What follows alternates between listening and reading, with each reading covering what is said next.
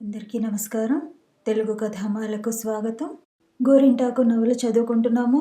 రాసిన వారు కొమ్మూరి వేణుగోపాలరావు గారు. రాత్రి 11 దాటింది. చీకటి, తుఫాను రెండూ కలిసి విచ్చలవిడిగా ఆడుకుంటూ తమ సరదా తీర్చుకుంటున్నాయి.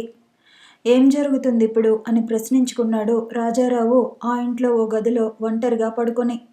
తనకు చావంటే భయం లేదు, కానీ ఇలాంటి వెకిలి కారణానికి తన ప్రాణాన్ని బలివ్వటం ఇష్టం లేదు. మంజువాణి భర్త కసి తీర్చుకోవడానికి లోపలికి జొరబడితే తనేం గాజులు తొడిగించుకుని కూర్చోలేదు.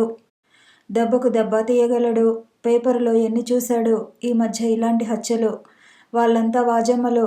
అంతవరకు వస్తే తనే అతన్ని హత్య చేసి. అతనికి నిద్ర పట్టడం లేదు. లేచి కూర్చుని బల్ల మీద ఉన్న సిగరెట్ పెట్టెలోంచి ఒక సిగరెట్ తీసుకుని వెలిగించి కాలుస్తూ మళ్ళీ పడుకున్నాడు. తను నిర్భయుడు.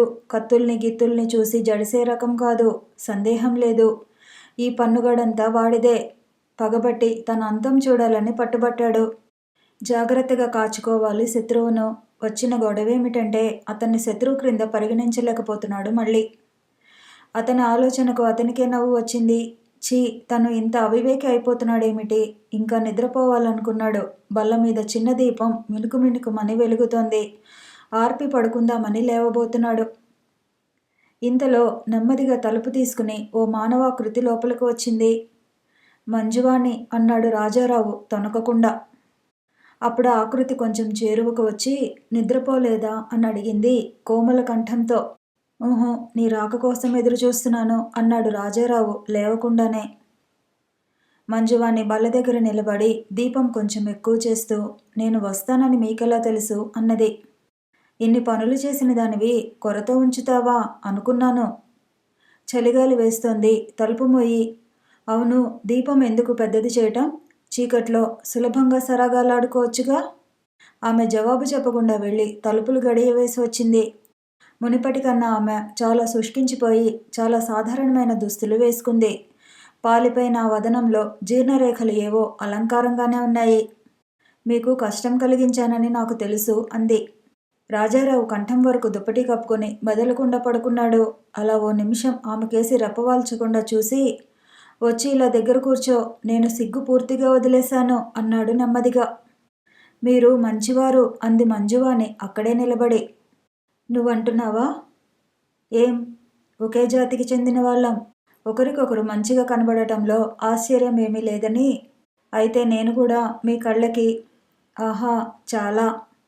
ఆమె వచ్చి అక్కడున్న ఓ కుర్చీని అతనికి దగ్గరగా లాక్కుని కూర్చుంది. నీకు గుర్తుందా మంజువాణి, ఆ రోజు ఇలాగే ప్రళయంగా వర్షం పడుతోంది. నిన్ను మేడ మీద గది బయట చూసి నిర్ఘాంతపోయాను. వెళ్ళగొట్టాను, కానీ హృదయ కవాటం నుండి మాత్రం పారద్రోలలేకపోయాను. ఏమిటి అపారమైన దయ! నేను చేసిన పనికి దూషించకుండా. ప్రపంచంలో నా దూషణకు కూడా విలువ ఉందా మంజువాణి? ఆమె చూపు ప్రక్కకు తిప్పుకుని, ఉందో లేదో నాకు తెలుసు. మొదటి నుండి మనకు పోట్లాటలే అలవాటైనాయి అని చప్పున మళ్ళీ అతని వంక దృక్కులు మరల్చుకొని, మిమ్మలను ఓ ప్రశ్న అడుగుతాను, జవాబు చెబుతారా అన్నది వ్యతీతమైన గొంతుకతో. ఆడవాళ్ళ ప్రశ్నలు ఏమి చిక్కు కలిగిస్తాయో కదా. మీరు పెళ్లి చేసుకోరా? తెలుసుకుని నువ్వేం చేస్తావో చెప్పు. ఏదో చేస్తాను, పోనీ ఏడుస్తాను, ఇంత దరిద్రపు గొట్టుదాన్నై పుట్టినందుకు. రాజారావు చిన్నగా నవ్వి, నాకేమంత వయసు లేదు మంజువాణి. నీకంటే కొంచెం చిన్నవాడినేమో కూడా. అప్పుడే తొందరేం అన్నాడు. పెళ్లి పటాకులు లేకుండా మీరిలా పాడైపోతుంటే నేను ఒప్పుకోను. నేను పాడైనానా? ఎవరన్నారా మాట? ఆమె సమాధానం చెప్పలేదు. పోనీ నీ తృప్తి కోసం అలాగే అనుకుందాం, కానీ నేను పాడైనందుకు కారణం నువ్వేగా మంజువాణి. ఆమె రుద్ధకంఠంతో, ఆ విషయం నాకు తెలుసు, అందుకే నాలో ఈ ఆరాటం. కొంచెం ఆగి, రాజారావు, మనిద్దరి విషయం అలా ఉంచు, మరో వ్యక్తిని కూడా పాడు చేశావు నువ్వు. ఆమె కంగారుపడి ప్రశ్నార్థకంగా చూసింది. నీ పెనిమిటిని. అలా అనకండి, ఈ అగ్నిని నేను భరించలేను. ఇదంతా దైవికంగా జరిగింది. ఈ విషయం తెలిస్తే సహించరు వారు అన్నదామె ఖేదంగా. అతను ఓ మందహాసం చేసి సిగరెట్ గోడకు నిలిమి అవతలికి విసిరేశాడు. ఓ క్షణం నిశ్శబ్దం. అతను మళ్ళీ కొంచెం నవ్వుతూ, ఆ బల్ల మీద సిగరెట్ పెట్టా, నిప్పు పెట్టా ఉన్నాయి, ఇలాతే అన్నాడు. ఆమె యువతలకు వంగి తీసి ఇచ్చింది. అతను సిగరెట్ వెలిగించి 2 గదుల అవతల అతను నిద్రపోతున్నాడు. పోనీ పడుకున్నాడు. దైవికమేనా అన్నాడు. ఆమె తెల్లబోతూ, మీరు ఇలాంటి మాటలంటే నా మీద ఒట్టు. ఒట్టు నీ మొహం. కొంచెం ఆగి అతను, నీ సతీత్వాన్ని అభినందిస్తున్నాను. కానీ ఇంతవరకు వచ్చాక దాపరికం ఎందుకు? నువ్వు మంచి పని చేయలేదు మంజువాణి. ఇది ఎంత నీచమైన సంగతో నీకు కొన్నాళ్ళు అయ్యాక తెలుస్తుంది. ఆమె కన్నీళ్లను ఆపుకుంటూ, ఇప్పుడే తెలుసు అంది. తెలిసి చేసిన తప్పులో ఓ అందమున్నది. అయినా ఎంతటి ఆత్మవంచనకు కారణభూతురాలవైనావో నువ్వు. ఏం చేయను అంటూ ఆమె 2 చేతుల్లో తలదాచుకుని దుఃఖించసాగింది. ప్రపంచంలో నాకంటే పాపిష్టి ముఖం ఎక్కడా ఉండదు. పాపానికి పరిధి ఎక్కడ మంజువాణి? ఏం జరిగిందేం అసలు? మొదట ఆవేశ ప్రదర్శన, కొన్ని దెబ్బలు, అసమర్థత, రాజీ. ఆమె కన్నీళ్లు తుడుచుకుంటూ, మీ కాళ్ళు పట్టుకుంటాను, దేన్ని గురించైనా మాట్లాడండి కానీ ఈ విషయాన్ని మటుకు ఎత్తి చూపవద్దు అన్నది. సరే, నాకు అసహ్యంగానే ఉంది. నన్ను ఇక్కడికి ఎందుకు రప్పించావు చెప్పు. అంతకంటే చేతకాక. ఆనాడు సినిమా హాల్లో హెచ్చరిక చేయనే చేశావు తీసుకొచ్చి. అదేమో నాకు తెలీదు. మిమ్మల్ని చూస్తూ కూర్చుంటే చాలనిపించింది. మీ మాటలు వింటూ. అన్నీ డంబాలవి. నేను చాలా అహంకారినన్న విషయం తెలుసా? ఆమె తల ఊపి, తెలుసు. ఆ అహంకారాన్ని చూసే ప్రలోభంలో పడిపోయాను. సరే, మనిద్దరం కలుసుకుని ఇలా కబుర్లు చెప్పుకుంటూ కూర్చుంటాం. దీనికి అంతం ఎక్కడా? మళ్ళీ ఈ మైకంలో పడి జీవితంలో మిగిలిన అంశాల్ని అస్తవ్యస్తం చేసుకోవటం. ఛీ, ఒకరిలో ఒకరికి ఇంత ఆకర్షణ. అసలు అసహ్యం అనేది ఆకర్షణలోంచే పుట్టినట్టుంది. జీవితం అంతా ఆత్మవంచనతోనే గడిచేటట్లు ఉన్నది. మనిషికి మంచికి నిర్వచనమేమిటి? నేను ఆలోచించి తెలుసుకోలేని విషయాలు చాలా ఉన్నాయి. ప్రేమలోని పరిశుద్ధత గురించి చాలా ఆలోచించి చూశాను. ఊహో, అది అస్పష్టంగానే ఉండిపోయింది. ప్రేమించడం కోసం మనుషులు కష్టపడినట్లుగా ప్రేమ కోసం పడరు. అసలు నాకు తెలియక అడుగుతాను మంజువాణి, ఇన్ని ఉచ్చులెందుకు వ్యక్తికి? మనిషి ఉన్నతిని ఎంత వెనక్కి లాగుతున్నాయో తెలుసా ఈ బంధాలు? ప్రేమించడం కోసం మనుషులు కష్టపడినట్లుగా ప్రేమ కోసం పడరు. అసలు నాకు తెలియక అడుగుతాను మంజువాణి, ఇన్ని ఉచ్చులెందుకు వ్యక్తికి? మనిషి ఉన్నతిని ఎంత వెనక్కి లాగుతున్నాయో తెలుసా ఈ బంధాలు? మళ్ళీ ఇది తప్పేమోననిపిస్తుంటుంది. ఇన్స్పిరేషన్ అనేది ఈ మమకారాల విరుపులోంచి వస్తుంటుందని ఒక ఊహ. స్త్రీ ప్రేమశూన్యమైన జీవి, బాగా వెలుగొందలేదని చెబుతారు. ఏది ఎంతవరకు నిజమో నేను ఇంకా తెలుసుకోలేకుండా ఉన్నాను. అతను ఆగాడు. ముఖమంతా ఓ వింత కాంతితో ప్రకాశిస్తోంది. మంజువాణి నిర్ఘాంతపోయి చూడసాగింది. ఏకాంతం కన్నా గొప్పదేమీ లేదు మంజువాణి. అవును, ఉజ్వలమైన భవిష్యత్తుకు ఏకాంత జీవితమే పునాది. సంఘర్షణకు పరిపక్వత అక్కడే. నలుగురు మధ్య ఉన్నంతకాలం మనిషి స్వార్థ ప్రేమల నుండి విముక్తుడు కాలేడు. అలా మాట్లాడకండి. ఈ రాత్రి నాకు భయంగా ఉంది. అవును మంజువాణి, అసలు వేటిని చూసి మనం జడుసుకోవాలో వాటిని నిశ్చింతగా ఉపేక్షిస్తున్నాం. ఆ మాటకొస్తే ఈ కారు చీకటి రాత్రి, ఈ ప్రళయం, ఈ వాన, ఈ సన్నివేశం మరీ భయానకమైనది కాదా? ఆమె ముఖం చప్పున వాడిపోయింది. నాకు నేను అర్థం కాని జీవిని నేను. అపశృతుల సమ్మేళనం నేను. ఆత్మనింద ఆపేక్షను ఎక్కువ చేస్తుంది మంజువాణి. ఆమె నిరుత్తురాలే ఊరుకుంది. నువ్విక్కడికి రాకముందు నా ఆలోచనలు ఎలా ఉన్నాయో తెలుసా? మీ ఆయన ఓ పెద్ద కత్తి చేతపట్టుకుని నా మీదకు దండయాత్రకు వస్తాడనుకున్నాను. ఓ రామరావణ యుద్ధం చెలరేగేదనుకుంటాను. రావణాసురుడి పాత్ర నాదే. అసలు ఇప్పుడైనా మటుకు నా ప్రాణానికి పదిలం ఎక్కడ మంజువాణి? ఆమె కోపంగా, ఏమిటా మాటలు చిన్నపిల్లాడిలా? మీకిదేం దుర్బుద్ధి అన్నది. నేను ఆ స్థితిలో ఉంటే మటుకు తప్పకుండా ఎదిరి రక్తం కలజూసేవాడిని. చీచీ, ఊరుకోండి. ఎంత అల్పపు మనుషులంటేను. రాజారావు ఈసారి జవాబు చెప్పకుండా ఊరుకున్నాడు. బయట వర్షం కొంచెమైనా మందగించినట్లు లేదు. గదిలో దీపం తగ్గుతూ ఎక్కుతూ నీడల్ని గోడల మీద చూపుతోంది. చలి దుస్సహంగా ఉంది. రాజారావు ఓ నిమిషం ఆగి చెప్పసాగాడు. నాకేం జరిగిందో నీకు తెలియదు మంజువాణి. ఆరోగ్యం సర్వనాశనమైంది. నీకు తప్ప ప్రపంచానికంతటికీ శత్రువైనాను. ఓ పురుగునైనాను కొందరి దృష్టిలో. శాంతి నశించింది. నెమ్మది నెమ్మదిగా నేను నశించిపోతున్నాను. అతను కళ్ళు మూసుకున్నాడు. ఎంత ప్రయత్నించినా ఆగక కళ్ళల్లో నీళ్లు చిమ్మినాయి. ఇహ నెమ్మదిగా జారి చెంపల మీదుగా ప్రవహింపసాగినాయి. హఠాత్తుగా ఆవహించిన ఓ ఆవేశంలో ఆమె చప్పున లేచి అతని ప్రక్కకు వచ్చి కూర్చుంది.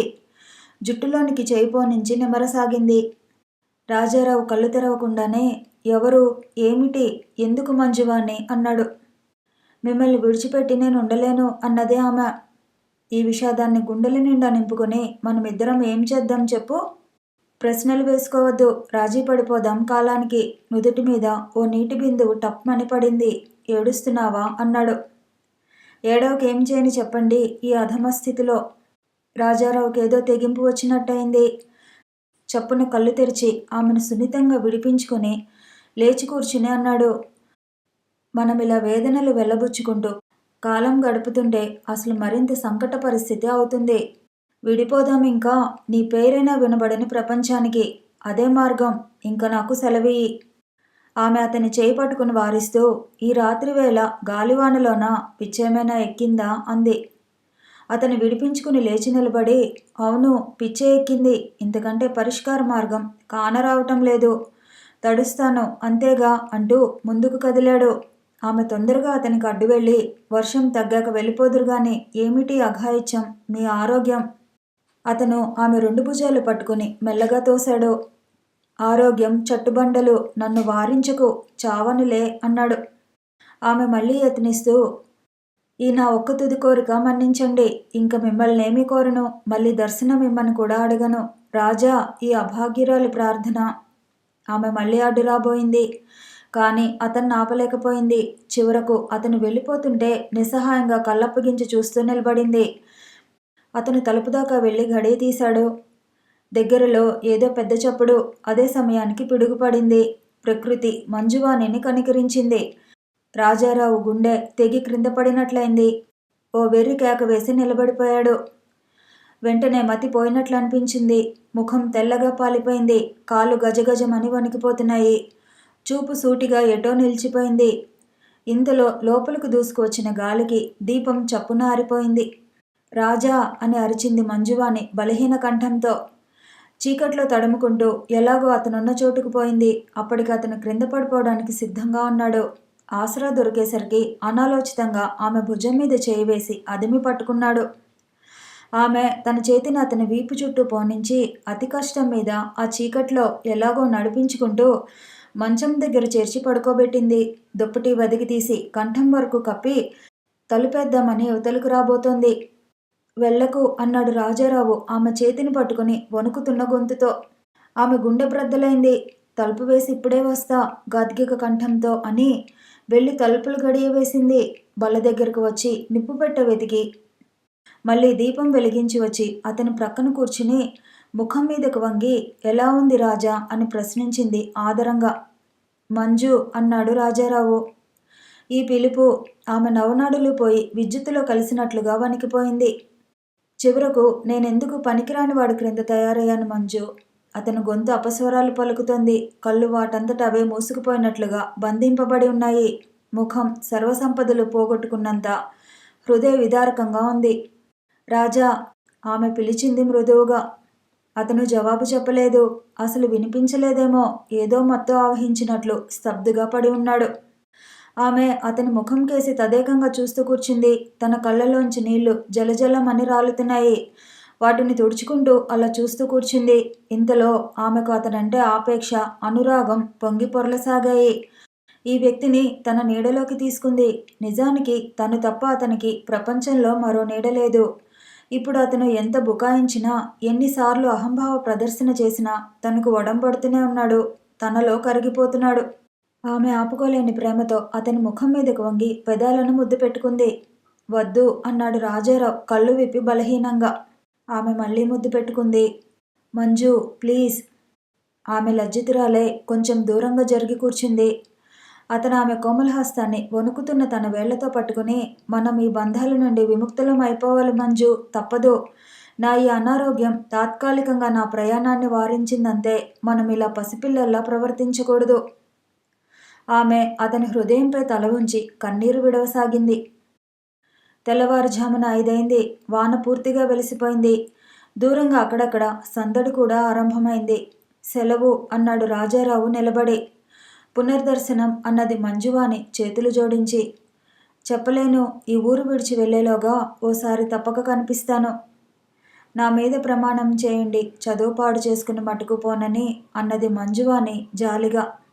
అలాగే, నా మాటల్ని విశ్వసించవచ్చు. మీ యోగక్షేమాలు నాకు ఎలా తెలుస్తుంటాయి? ఎక్కడో అక్కడ క్షేమంగానే ఉంటాను. నా గురించి మనుషుల్ని పంపక నీకు పుణ్యం ఉంటుంది. ఆమె ఉదాసీనంగా నవ్వి, పంపనిలేండి అన్నది. ఇద్దరు గది వెలుపలికి వచ్చి గేటు దాకా నడిచారు. నా మనసు మీ అందే అన్నది గాద్గద స్వరంతో ఆమె లోపల నిలబడి. వారిని కలుసుకోవటం ఇష్టం లేకే ముందుగా వెళ్ళిపోతున్నాను. వీలుంటే చెప్పు. నమస్కారం. అదేమిటి మీరు నాకు? రాజారావు కొంచెం దూరం పోయి చిన్నగా నవ్వుతూ, వయసులో కొంచెం పెద్దదానివి అంచేత. మీ ఆరోగ్యం? బెంగలేదు. ఈ మాటలు మరీ దూరంగా వినిపించాయి. ఇద్దరు భార్యాభర్తలు విడిపోతున్నట్లుగా అనుభూతి. రాజారావు ఆకృతి పూర్తిగా చీకట్లో కలిసిపోయింది. నా చెయ్యి చూసి భవిష్యత్తు చెప్పు. భయపడకు. గోరింటాకు పెట్టుకోలేదులే. ఓహో, నీ చెయ్యి చూడను అన్నాడు చక్రపాణి. ఎందుచేత అని అడిగింది ప్రభావతి కన్నులెగురవేసి. నువ్వు బట్టి అల్లరి పిల్లవి. నీకు అల్లరి పిల్లల్ని చూస్తే మహా భయం ఉన్నట్లు. నువ్వు నిజాలు నమ్మవు, అబద్ధాలు నమ్ముతావు. కర్మ. మధు. నా పేరు మధు కాదు. మరి ఏమిటి? చక్రపాణి. ప్రభావతి గడ్డిలో పడుకున్నదల్లా కిలకిలమని నవ్వింది. పమిటి చెంగును వేలుకు చుట్టుకుంటూ, నువ్వు దొంగవి అన్నది. వట్టి దొంగను కాదు, ఘరానా దొంగను. మరి నేనెవరినో తెలుసా? బంగారు పాపవి. ఊహో. అప్పుడప్పుడు గుబులు పెట్టే పెంకిఘటానివి. కాదు అని ప్రభావతి తల అడ్డంగా త్రిప్పింది. మరి ఇంకెవరివి? మహారాణివా? కాదు, దొంగల రాణిని అంటూ ఆమె మనోహరంగా నవ్వింది.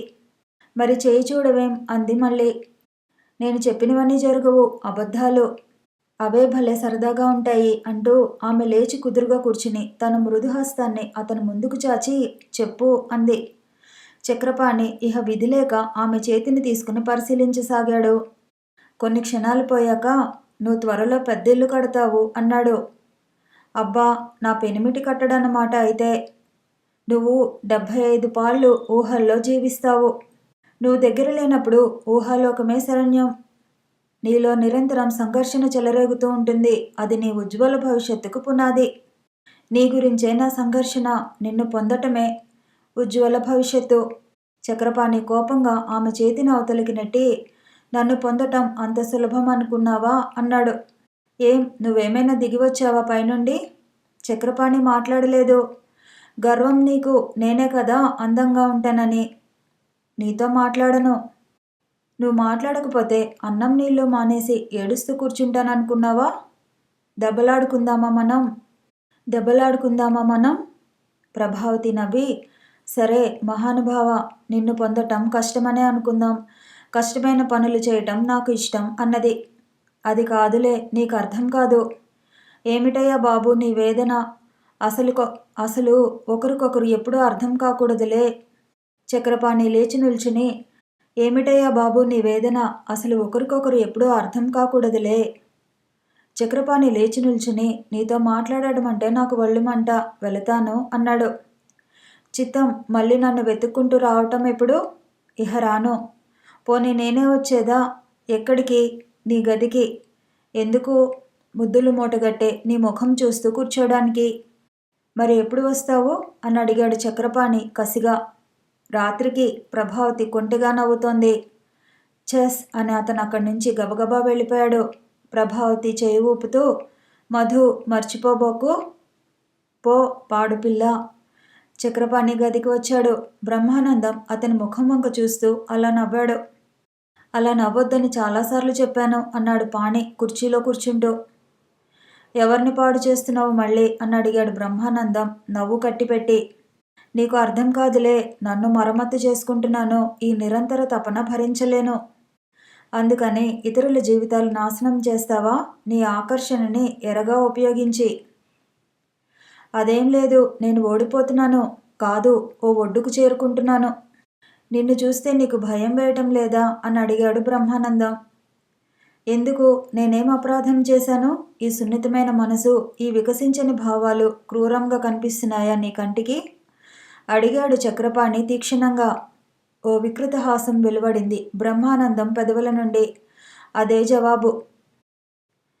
ఈ నవల మొదటి అధ్యాయంలో మనుషుల బుద్ధిమంతతనాన్ని గురించి ఒక రకంగా ప్రస్తావించడం జరిగింది. ఈ భూమి మీద కొందరు బుద్ధిమంతులుగా ఉండటానికి కారణం వాళ్ళకు చెడిపోవటం సాధ్యం కాకపోవటమే అని రాశాను. ఈ నవల మొదటి అధ్యాయంలో మనుషుల బుద్ధిమంతతనాన్ని గురించి ఒక రకంగా ప్రస్తావించడం జరిగింది. ఈ భూమి మీద కొందరు బుద్ధిమంతులుగా ఉండటానికి కారణం వాళ్ళకు చెడిపోవటం సాధ్యం కాకపోవటమే అని రాశాను. పాఠక మహాశయులు అపార్థం చేసుకోకుండా ఉందురుగాక. కొందరు బుద్ధిమంతులంటే నా ఉద్దేశం బుద్ధిమంతుల్లో కొందరని మాత్రమే. ఏం? ముకుందాన్ని గురించి చెప్పి చాలా రోజులైంది. మర్చిపోలేదు. సరైన అవకాశం లేక చెప్పలేదు. ముకుందం, ఆ ముగ్గురిలోకి కొంచెం పెద్దవాడైన ముకుందం, తరచు గడ్డం పెంచడానికి అలవాటు పడ్డ ముకుందం ఆ గది విడిచిపెట్టి ఎక్కడికి పోలేదు. ఈ మధ్య దొరికిన ఉద్యోగం 3 నాళ్ళ ముచ్చటే అయింది. గవర్నమెంట్ ఉద్యోగం కోసం ప్రయత్నాలు చేసి పరాజయాలు పొందటము, ప్రైవేటు కంపెనీల్లో 40కి 50కి కుదిరి మానేస్తూ ఉండటం హాబీగా చేసుకున్నాడు. చక్రపాణి ఊహించుకున్న చాలా నరకాల్లో ఎక్కడో దూరంగా ఓ పల్లెటూళ్ళలో ఉన్న ముకుందం ఇల్లు ఒకటి. అతని పెళ్ళానికి చాలా ఏళ్ళొచ్చాయి. తనని ఇంట్లో అందరూ కించపరుస్తున్నారని తీసుకెళ్లమని రాసేది. అటువంటప్పుడు ముకుందం మంచి ఉద్యోగం కోసం గట్టిగా ప్రయత్నించేవాడు. చివరికి మంచి అనే మాట యొక్క తాత్పర్యం మర్చిపోయిన వాళ్ళలో అతను ఒకడు. చక్రపాణి బ్రహ్మానందంల దగ్గర అడపాదడపా 5-10 తీసుకుంటూ ఉండేవాడు. అలా రోజులు గడిచిపోతున్నాయి. ఒకనాడు ముకుందం చక్రపాణి ఒడిలో బావురమన్నాడు. పాని అతని చేతులను ఉత్తరం తీసుకుని చదివాడు. అతని చెల్లెలికి పాండురోగం అన్న మిషతో తానింక ఏలుకోనని మొగుడు పుట్టింటికి పంపించేశాడు. విడాకులు కూడా ఇస్తానని సూచించాడు. పాణి ముకుందానికి ధైర్యం చెప్పి లాయర్ దగ్గరకు పోయి సలహా అడిగొచ్చాడు. పాండురోగం భయంకరమైనది, అంటురోగం కాదు కాబట్టి విడాకులు ఇచ్చేందుకు చట్టం ఒప్పుకోదని ఆయన ఖండితంగా చెప్పేశాడు. కానీ చట్టం కోర్టుల్లో ఉంటుంది, ఇళ్లకు రాదుగా. అందున ఎక్కడో పల్లెటూరులో ఉన్న ముకుందం ఇంటికి అతను పోయి బావగారిని బ్రతిమలాడి భంగపడి వచ్చాడు. పెళ్ళాం మరో ఉత్తరం రాసింది. ఆ ఉత్తరం చదువుకోవటం పూర్తి కాకముందే తల్లికి సీరియస్గా ఉందని వైరు వచ్చింది. అతని లబోదిబోమని మొత్తుకుని వెళ్ళి అంత్యక్రియల కోసం డబ్బు పంపమని కోరుతూ వీళ్లకు వైరిచ్చాడు. వారం రోజులైనాక చిక్కిపోవడానికి మరి చోటు లేనంతగా చిక్కి వచ్చి చెల్లెలు బావిలో పడినందుకు ఊళ్ళో వాళ్ళంతా అతని మీద విరుచుకుపడి మంచినీళ్ల బావి శవం తేలటం చేత మైలపడిపోయిందని తిట్టిపోశారని చెప్పాడు. అప్పుడిహ ముకుందం పరిస్థితి మరింత దిగజారింది. ముఖం ఎప్పుడూ కందగడ్డలా ఉండేది. తనలో తను గొనుక్కుంటూ ఉండేవాడు. ఇంకా అతనికి చెడిపోయే రోజులొచ్చాయని పాణి అనుకోసాగాడు. ఓ రోజు పాణి అతని ముందు ఓ సీసా గ్లాసు పెట్టి, ఇది పుచ్చుకుని మనశ్శాంతి వస్తుందేమో ప్రయత్నించు అన్నాడు. ముకుందం ఓ నిమిషం వాటి వంక సీరియస్గా చూసి తరువాత గట్టిగా నవ్వి చేత్తో అవతలకు తోసేశాడు. ఓ రాత్రి అతనిని కారులో ఎక్కించుకుని గానా బజానాకు తీసుకువెళ్ళాడు. అంతా చూసి ఛీ అని చీదరించుకుంటూ యువతలకు వచ్చేశాడు. తర్వాత ఓ రోజు అతను చెప్పా పెట్టకుండా వెళ్ళిపోయాడు. ఓ రాత్రి ప్రభావతి పాణి గదికి వస్తానన్నది గుర్తుందా? 11 గంటలకు తలుపు చప్పుడైతే పాణి తలుపు తీశాడు. మధు అన్నది ప్రభావతి వణుకుతున్న గొంతుతో. చక్రపాణి నివ్వెరపాటుతో ఓ అడుగు వెనక్కి వేసి, నీకు అర్థం కాదేం?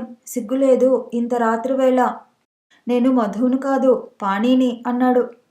ప్రభావతి ప్రాధేయపడుతున్న కంఠంతో, అబ్బా నీకు పుణ్యముంటుంది, లోపలికి రానియ్యి మధు, చాలా ఆపదలో ఉన్నాను అన్నది. అదృష్టవశాత్తు బ్రహ్మానందం గదిలో లేడు. అతను గుండె దిటవు చేసుకుని సరేరా అన్నాడు. ఆమె మెల్లగా వచ్చి తెల్లగా వెన్నెల పరిచినట్లుగా ఉన్న ప్రక్క మీద కూర్చుంది. కుర్చీలో కూర్చుని సిగరెట్ వెలిగిస్తూ ఆమె ముఖంలోకి చూసి ఉలిక్కిపడ్డాడు. ఆమె ఇందాకటి ప్రభావతి కాదు. రక్తం లేనట్లుగా పాలిపోయి కళావిహీనంగా ఉంది ఆమె ముఖం. 1000 కష్టాలు ఒక్కసారి విరుచుకుపడినా మనిషి అంతలా మారిపోదు. ఏమైంది నీకు అని అడిగాడు పాణి భయ సంకోచాలతో. నాకేదో జరుగుతోంది మధు, నన్ను అర్థం చేసుకోవు నువ్వు. నీ నుండి దూరమైపోతున్నాను కానీ అంతా నీ చేతుల్లోనే ఉంది, నన్ను రక్షించు. ఆమె నేత్రాలు అశ్రుప్లావితాలైనాయి. నా చేతిలో ఏముంది ప్రభా? లేకపోతే ఇంకెవరి చేతుల్లో ఉంది?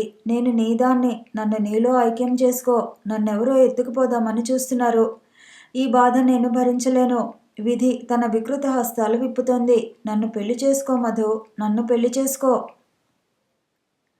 పాణి నివృత్తుడైనాడు. విద్యుద్ఘాతం తగిలినట్లుగా వణికాడు. ప్రభావతి అతని ముఖంలోకి భయంగా, ఆశగా, దీనంగా చూస్తోంది.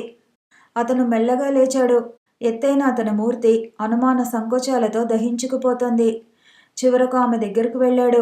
పొంగిపొర్లే ప్రేమతో ఆమె భుజం మీద చేయి వేయబోయాడు. ప్రభావతి పెదవులు బిగబట్టి చూస్తోంది అతని వంక. అతని వెన్ను మీద ఎవరో అజ్ఞాత వ్యక్తి కొరడాతో చల్లుమని చరిచినట్లయింది.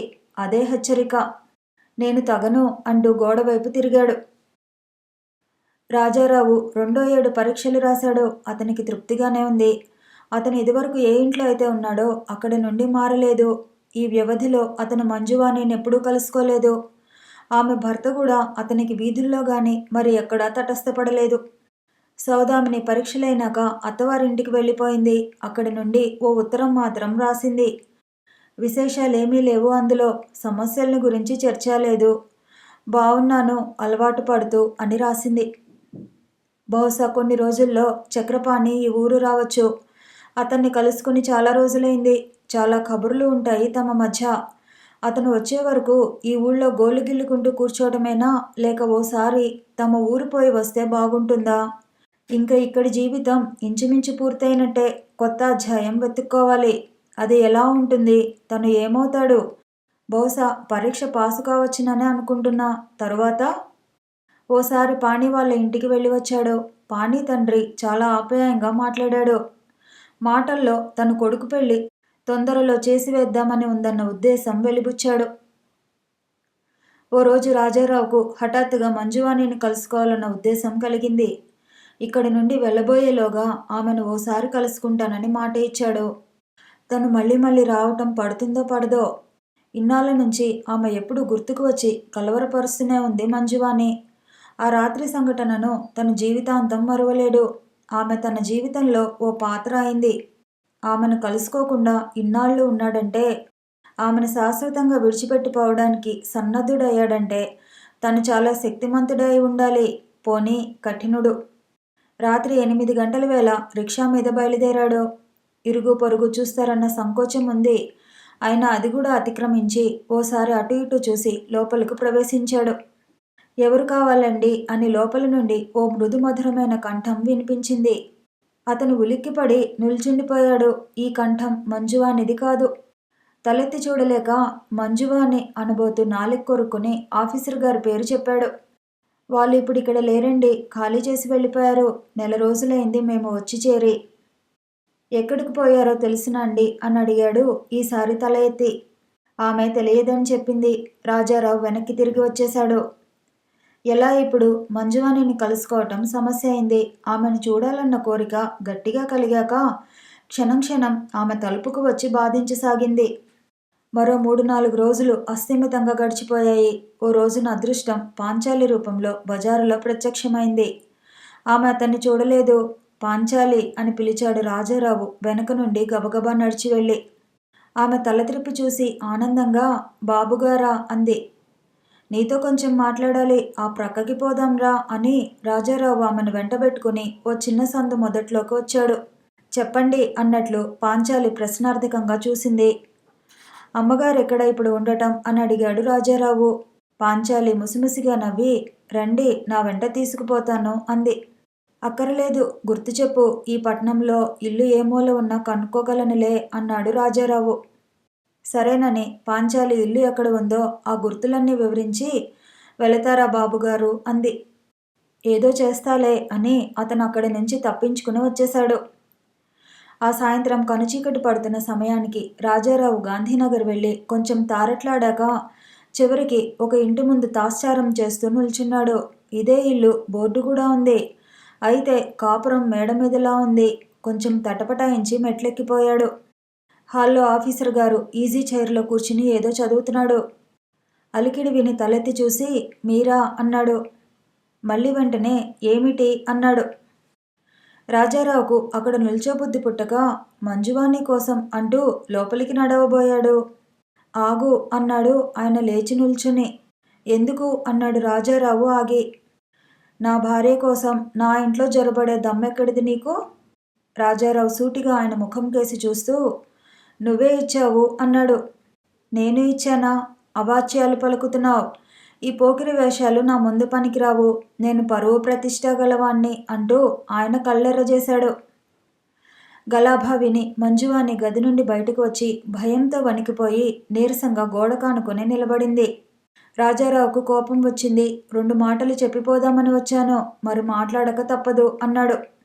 నా ఇంట్లో నా మీదనే అధికారం చెలాయిస్తావా? పీడ బిరగడైపోయిందనుకున్నాను, మళ్ళీ దాపరించావా? నీ కర్మ నా కర్మ, అనవసరంగా గల్లాట చేయకు. పరిస్థితి ఇంతవరకు వచ్చినందుకు నాకు అసహ్యంగానే ఉంది. కొంచెం గంభీరంగా ఊరుకోరాదు? ఆయన ముందుకు వస్తూ ఊరుకోవడానికి గ్రుడ్డివాణ్ణా? నా పౌరుషం. రాజారావు మధ్యలోనే ఆగి బాక్సింగ్కైతే నేను రెడీ. నా జబ్బలో కూడా బలం తక్కువ లేదు. మంజువాణి వెనక నుండి ఏడుపు గొంతుతో మీ ఇద్దరి పాదాల మీద పడతాను, ఏమిటి అప్రతిష్ట? ఆయన మండిపోతూ నువ్వు ఊరుకోవే దెయ్యమా, నువ్వే నా బ్రతికు నవ్వుల పాలు చేశావు అన్నాడు. మంజువాణి 2 చేతుల్లో ముఖం దాచుకుని లోపలికి పరిగెత్తింది. రాజారావుకు పిచ్చెక్కినట్లయింది. తను ఏం చేస్తున్నాడో కూడా తెలియలేదు. మంజు అని పిలుస్తూ గుమ్మం వైపు ఓ అడుగు వేశాడు. ఆయన ద్వారం వైపు చూపిస్తూ గెట్అవుట్ అన్నాడు. రాజారావు ద్వేషం కురుస్తున్న నేత్రాలతో ఆయన కేసి తిరిగి ఆనాడు నేను గదిలో ఉన్నప్పుడు నువ్వు గెట్అవుట్ ఏ ముఖం పెట్టుకుని నా ముందు ప్రగల్భాలు పలుకుతున్నావు? విను, ఈ బెదిరింపులకు జడిసే ఘటం కాదిది. ఈ అధికారం నాకు నువ్వే ఇచ్చావు.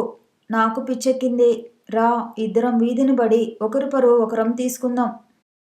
ఎక్కడో మారుమూల శాంతంగా జీవిస్తున్న వాడిని ఈ రొంపిలోకి నీ చేతులతో లాక్కొచ్చినప్పుడు ఏమైంది నీ బుద్ధి? మనస్తత్వాలతో చెరలాటలాడుతున్నావా మూర్ఖుడా అన్నాడు. ఆయన ముఖం ఉన్నట్లుండి పాలిపోయింది. దగ్గరకు వచ్చి రాజారావు చేతుల్ని పట్టుకుని నన్ను క్షమించండి బాబు, తప్పంతా నాదే, వెళ్ళండి అన్నాడు వణుకుతున్న గొంతుతో. రాజారావు ఆ చేతుల్ని విడదీసుకుని వెళ్ళక నేనిక్కడ అధికార ప్రదర్శన ఏమీ చేయదలచలేదు. చివరిసారిగా కనిపించిపోదామని వచ్చాను. ఇక్కడిలా రసాభాస అయింది. జీవితంలో మరెప్పుడు కనిపించకుండా ఉండటమే కోరుకుంటా అన్నాడు. భ్రష్టునైపోయాను, మీకు వేసటి కలిగించాను, మంచిది బాబు అన్నాడు ఆయన. గుడ్ బై అని రాజారావు మెట్లు దిగి బయటకు వచ్చేశాడు. కథ కొనసాగుతుంది. మళ్ళీ కలుసుకుందాము. ఈ వీడియో నచ్చితే లైక్ చేయండి, షేర్ చేయండి, కామెంట్ చేయండి, ఛానల్ని సబ్స్క్రైబ్ చేయండి.